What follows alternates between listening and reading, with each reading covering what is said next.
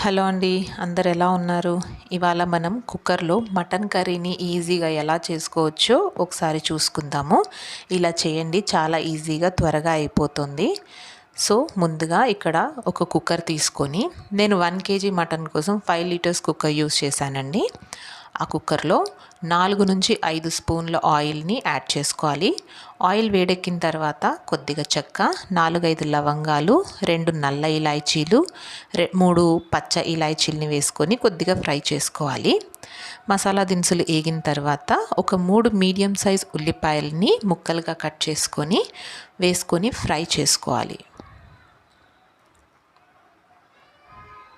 ఉల్లిపాయలు ఫ్రై అయిన తర్వాత 3 పచ్చిమిరపకాయలు, కొద్దిగా కరివేపాకు, 1 స్పూన్ అల్లం వెల్లుల్లిపాయ పేస్ట్ వేసి పచ్చివాసన పోయేంత వరకు దీన్ని మనం ఫ్రై చేసుకోవాలి.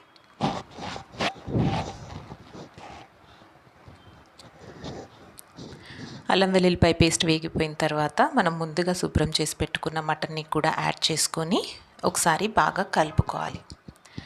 మీలో ఎవరైనా ఫస్ట్ టైం నా ఛానల్ చూస్తున్నట్టయితే కనుక ప్లీజ్ లైక్ చేసి సబ్స్క్రైబ్ చేసుకోండి అండ్ షేర్ కూడా చేయండి. ఇలా ఒకసారి కలుపుకున్న తర్వాత రుచికి సరిపడా ఉప్పు, కొద్దిగా పసుపు వేసి బాగా కలుపుకోవాలి. ఇలా కలుపుకున్న తర్వాత మనం దీన్ని మీడియం ఫ్లేమ్లో మటన్లో నుంచి వాటర్ అనేటివి సపరేట్ అయ్యేంత వరకు మనం దీన్ని ఫ్రై చేసుకోవాలి. ఇలాగా దీనికోసం ఒక 10 మినిట్స్ టైం పడుతుంది. మీడియం ఫ్లేమ్లో మాత్రమే పెట్టుకోండి, లేదంటే మాడిపోతుంది. ఇలాగా మటన్లో నుంచి వాటర్ అన్నీ వచ్చిన తర్వాత ఇందులో మనము 2 మీడియం సైజ్ టమాటోల్ని ముక్కలుగా కట్ చేసుకొని యాడ్ చేసుకోవాలి. ఇప్పుడు దీంట్లో 2 స్పూన్ల ధనియాల పొడి, రుచికి సరిపడా కారం కూడా వేసుకొని బాగా కలుపుకోవాలి. ఇలా కలుపుకున్న తర్వాత మనం దీనికి కుక్కర్ మూత విజిల్ లేకుండా పెట్టి ఒక 10 మినిట్స్ పాటు మీడియం ఫ్లేమ్లో మాత్రమే ఉడికించుకోవాలి. 10 మినిట్స్ తర్వాత మనకి ఇలాగా ఆయిల్ అనేది పైకి తేలుతుంది. సో దీన్ని మనం ఒకసారి ఇలా బాగా కలుపుకుందాము. ఇలా కలుపుకున్న తర్వాత ఇందులో 1/2 గ్లాస్ వాటర్ వేసుకోవాలండి. ఎక్కువ వాటర్ వేసుకుంటే మటన్ కర్రీ అనేది బాగా చారుగా అయిపోతుంది, కాబట్టి జస్ట్ 1/2 గ్లాస్ సరిపోతుంది. దీంట్లో 1/2 spoon garam masala, 1.5 spoon mutton masala వేసుకొని ఓసారి ఇలా బాగా కలుపుకొని దీనికి మనం ఇంకా కుక్కర్ మూత పెట్టేయచ్చు.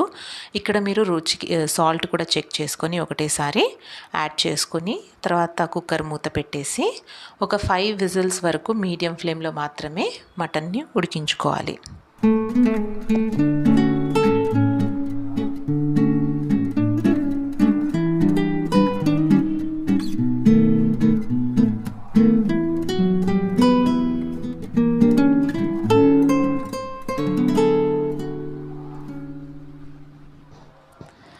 ఫైవ్ విజిల్స్ అయిపోయిన తర్వాత స్టవ్ ఆఫ్ చేసి కుక్కర్ మొత్తం ప్రెషర్ అంతా పోయేంత వరకు ఉంచి తర్వాత మనము కుక్కర్ మూత తీసుకొని చూసుకోవాలి.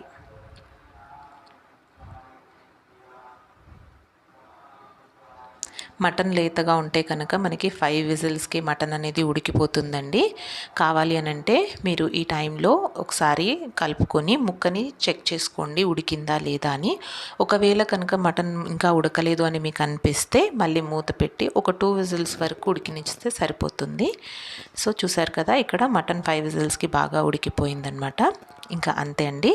దీంట్లో మనం కొత్తిమీర చల్లుకొని సర్వ్ చేసుకోవడమే. చాలా అంటే చాలా బాగుంటుంది. ఇది అన్నంలోకి కానీ చపాతీలోకి కానీ దేంట్లోకైనా కూడా చాలా సూపర్గా ఉంటుందన్నమాట. నచ్చిందా? నచ్చితే please like, share and subscribe. Thanks for watching. Bye bye.